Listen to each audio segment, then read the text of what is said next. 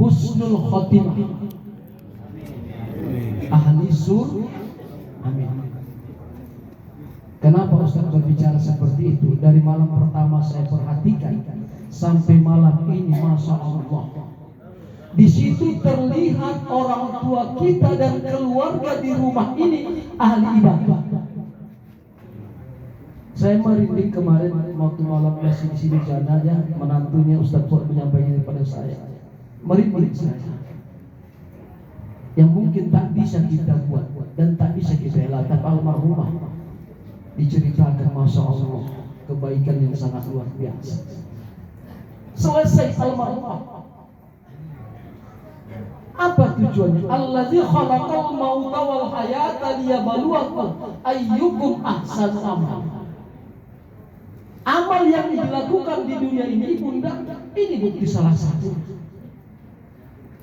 Maka orang yang beriman, kata Rasul, dia akan beristirahat di alam kubur dengan kepanikan yang masa hidup di dunia dari permainan dunia. Orang yang beriman akan istirahat di alam kubur.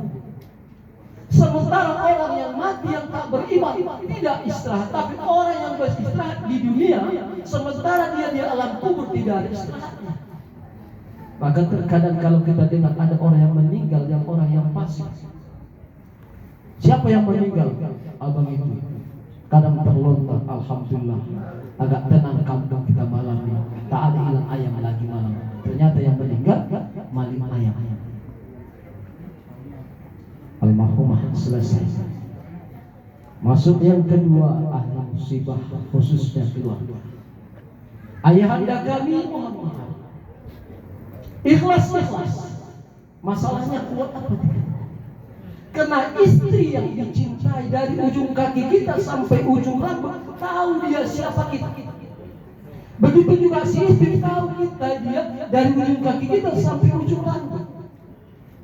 Maka kata Allah, diingatkan kita, ma asaba bil musibatin fil ardi wala fi anfusikum illa fi kitabin min qabli an nabra'aha inna dzalika 'ala Allahi yasir likai la ta'sau 'ala ma fatakum wa la tabrahu bima atakum likai la ta'sau 'ala ma fatakum. Musibah yang terjadi di muka bumi maupun terhadap dirimu sendiri sudah Allah tentukan sebelum kita dilahirkan ke muka bumi ini. Bagi Allah itu mudah. Likai la ta'sau 'ala ma fatakum, kata Allah. Kalau kau ditimpa musibah, kau jangan larut dalam kedukaan ketika ada rezeki. Wala tafrahu bima atakum, dan jangan kau bergembira. Ayahanda, sekarang anak-anak. Saya merinding tadi. Saya yakin kemarin waktu imam adalah anak yang hadir dalam membacakan ayat-ayat ini, kaifiatnya tahtim, tahlil, doa adalah keluarga almarhumah. Betapa tersenyumnya di alam kubur sana. Tersenyum. Tinggal kita tanya kita. Saya tidak tahu nasib kita. Maka pesan saya, jangan pernah, ini biasa disampaikan, jangan pernah lupa ingat orang tua kita. Karena musibah kematian, sering saya sampaikan, ibarat jantung pisang. Jantung pisang itu keluar besar, ditimpa musibah, sedih, mau nangis. Beda, ada istri yang duluan meninggal daripada suami, beda rasanya ditinggal istri, beda rasanya ditinggal suami, beda rasanya ditinggal orang tua, beda rasanya ditinggal anak-anak.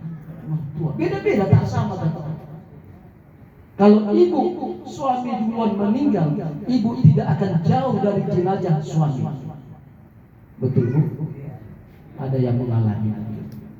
Tapi kalau istri duluan meninggal, kita di mana, Pak?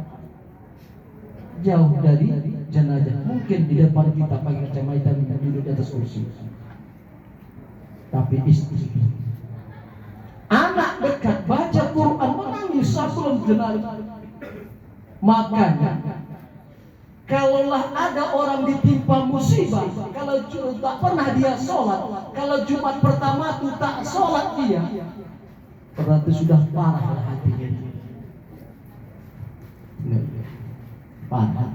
Maka oleh karena itu pesan saya untuk anak-anakmu, jangan lupa doakan orang tua kita. Saya yakin yang percaya doakan. Pertanyaannya adalah, maaf sekali lagi maaf, rumah yang kita tempati adalah peninggalan orang tua kita. Mungkin kendaraan yang ditinggalkan adalah kendaraan dari orang tua kita. Tak ada keringat kita keluar mencari harta itu, tapi tak pernah kita naik di kendaraannya. Melintas kita di kuburan orang tua kita, malas kita mengucapkan assalamualaikum ya ahlal kubur. Teringat kita di kendaraan ayah bunda kita, kita ceritakan bagaimana baiknya ayah bunda kita, tapi malas kita mengucapkan satu paling Fatihah kepada orang tua kita.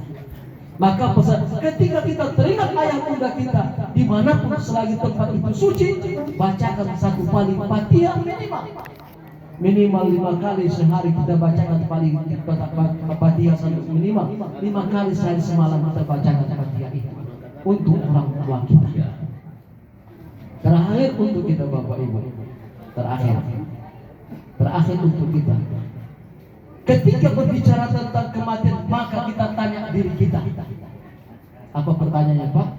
Masih lamakah aku hidup di dunia ini? Almarhumah ibunda kita 67 tahun, 50 ke 60 itu rawat inap, 60 ke 70 udah pasrah. Ada 60 70 Pak. 70 barangkali sedikit di sini. Mungkin ayah anda kita.